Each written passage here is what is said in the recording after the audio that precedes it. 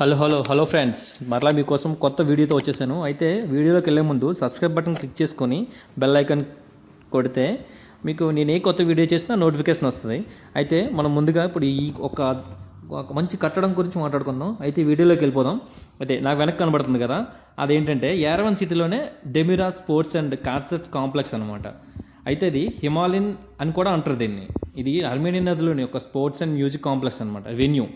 అయితే ఇది ఇక్కడ టెస్టినా కాబెట్ కొండపైన హజార్డ్ అని ఒక నది ఒడ్డున కట్టారనమాట. అంటే ఇవన్నీ మీకెందుకు చెప్తున్నానంటే, ఇక్కడ ఇది ఎంత అద్భుతంగా నిర్మించారు.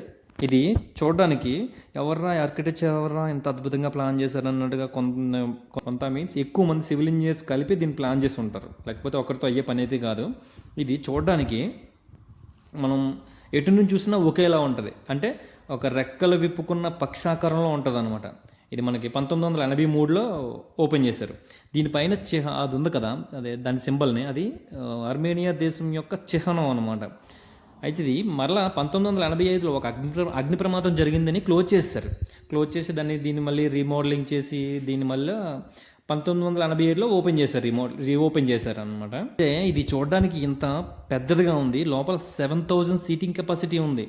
దీనిలో సాంస్కృతిక కార్యక్రమాలు, తర్వాత మ్యూజిక్ వెన్యూస్ ఇవన్నీ సెలబ్రేట్ చేసుకుంటారు అనమాట. అయితే గుడ్ సౌండ్ క్వాలిటీతో ఉండేటట్టుగా డిజైన్ చేస్తారు దీని లోపల. చాలా బాగుంటుంది.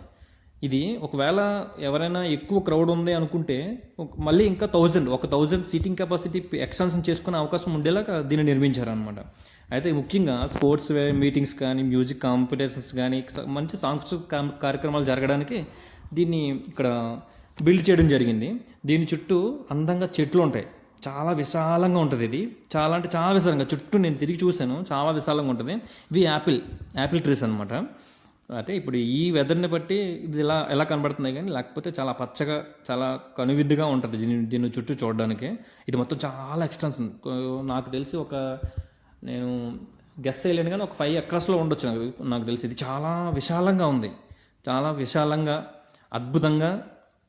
ఇక్కడ చూడాల్సిన ప్లేసుల్లో ఇదొక చూడదగిన ప్లేస్ అనమాట. టూరిజం ప్లేస్లో ఇదొక చూడదగిన ప్లేస్ అనమాట.